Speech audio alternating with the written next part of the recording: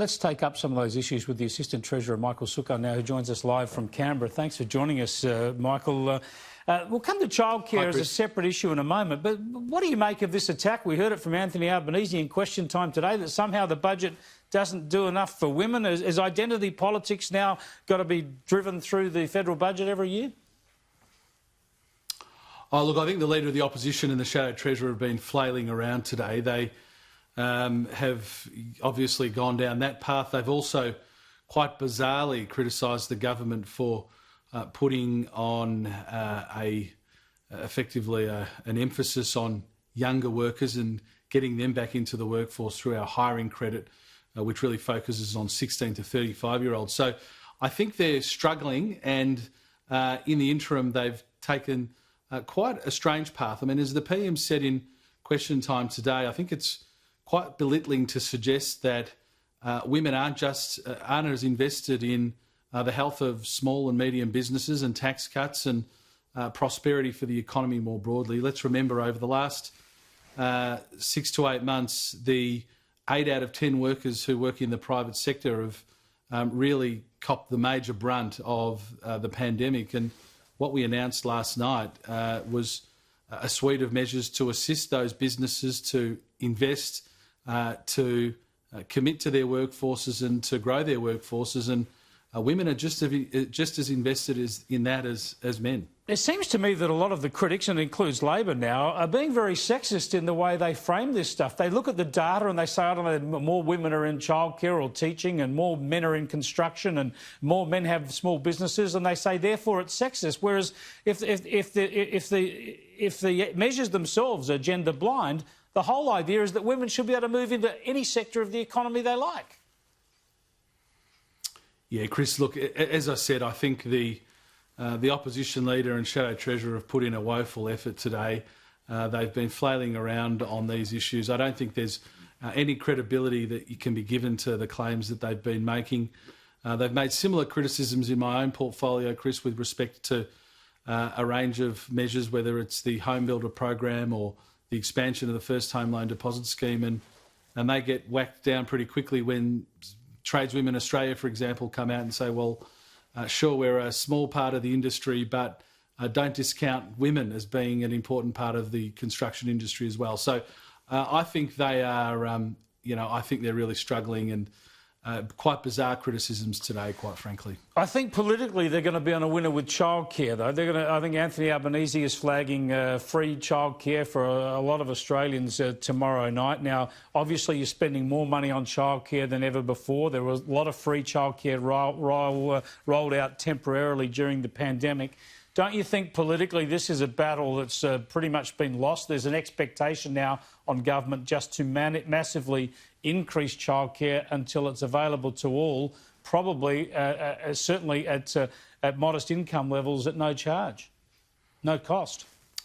Well, look. The Leader of the Opposition doesn't need to do what a budget needs to do, and a budget needs to hang together, and it needs to provide a credible plan to get people back into work, and as I said, to enliven the area of the economy that's suffered the most, which is the private sector. And that's what our budget does. That's what the suite of measures we put in place last night, whether it's loss carryback, whether it's instant expensing of assets, whether it's tax cuts for 11 million Australians, it all hangs together.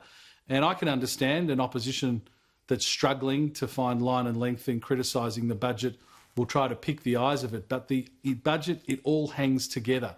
And, look, to the extent that the Leader of the Opposition throws a few morsels out here and there, it doesn't mean anything, obviously, being the opposition leader, and he's able to do that. But a budget has to provide a credible long-term plan to get the economy back on 2 feet. And that's what our budget does. That's what we'll deliver, and Australians have seen a track record of delivery in that respect. I think one of the alarming things in the budget is just consolidating what's happening with immigration in this country. That is, it's effectively stopping for a couple of years, and that puts a big handbrake, of course, on our population growth. That's going to probably help housing affordability and the like, so maybe your measures in housing aren't that warranted. But shouldn't we be more innovative? Shouldn't we be looking to do more to try and maintain at least some decent level of immigration, bringing people through quarantine or testing? Why do we have to assume that we have to close off our borders completely? Well, I think, Chris, it's always prudent and a hallmark, certainly when the Prime Minister was Treasurer and now with Josh Frydenberg as Treasurer, we are cautious in our assumptions.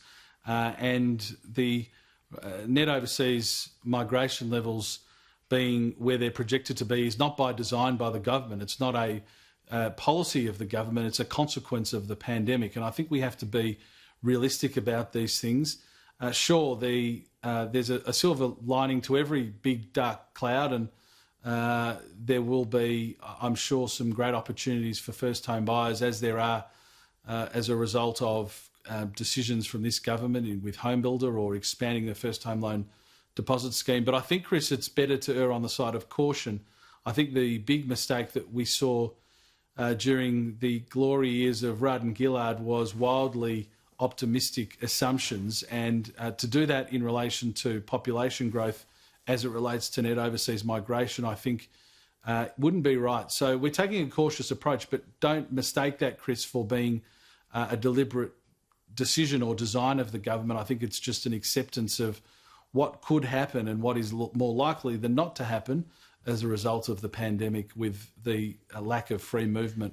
Maybe there's an opportunity there. Given the chaos in other parts of the world, maybe our good performance in controlling the pandemic allows us to bring in more immigrants with their skills and their investments. All they have to do is 2 weeks quarantine. Well, again, Chris, but that's an assumption of the budget. It's not a policy design. So there's absolutely upside potential. Indeed, if we let's were get able cracking to on it. Achieve that. Well, I can knock up the ad campaign already.